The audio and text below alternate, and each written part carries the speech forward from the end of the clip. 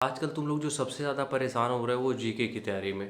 किसी भी एग्ज़ाम में जनरल नॉलेज का सेक्शन, अब तो देखो एसएससी वालों ने भी हर एक में पेल दिया है, हर जगह जीके का सिलेबस डाल दिया है।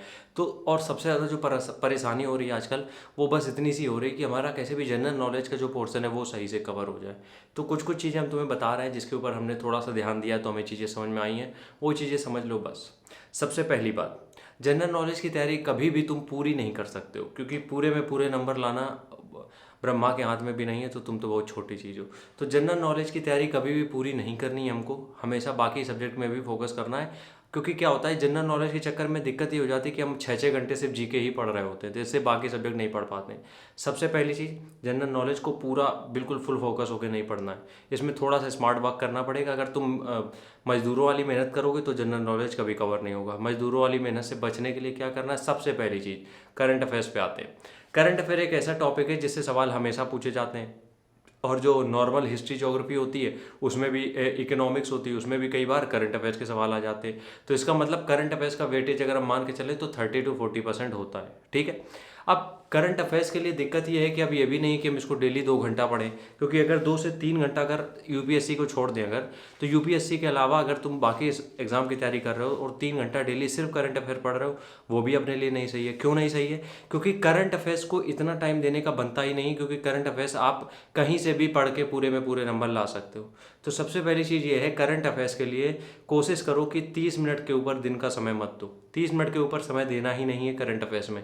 अब वो 30 मिनट में कोई आप रिकॉर्डेड वीडियो देख सकते हो, या फिर कोई एक वीकली जो मैगजीन आती है या मंथली मैगजीन आती है उसको रिवाइज कर सकते हो 30 मिनट।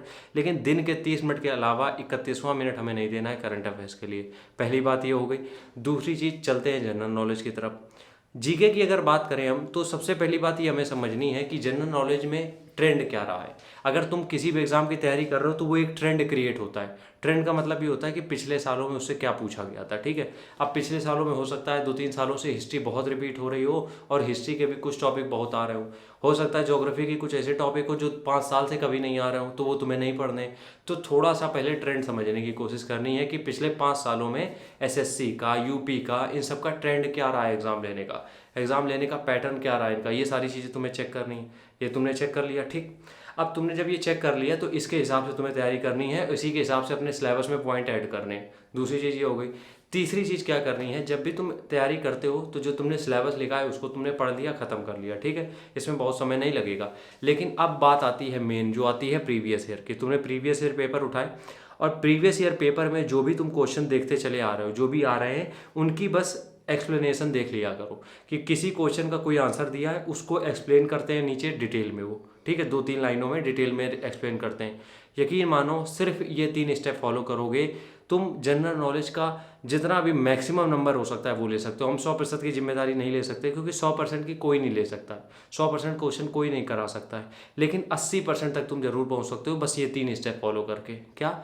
करंट अफेयर्स को 30 मिनट तक रखना है। दूसरा नंबर, ट्रेंड क्या आ रहा है पिछले सालों में। तीसरा नंबर, प्रीवियस ईयर पेपर के जो सोल्यूशन है उनकी जो डिटेल है वो पढ़नी है। बस ये 3 काम करो, उसके अलावा जनरल नॉलेज की टेंशन लेने की जरूरत तुम्हें बिल्कुल भी नहीं है, ठीक है। राम राम, जय हिंद।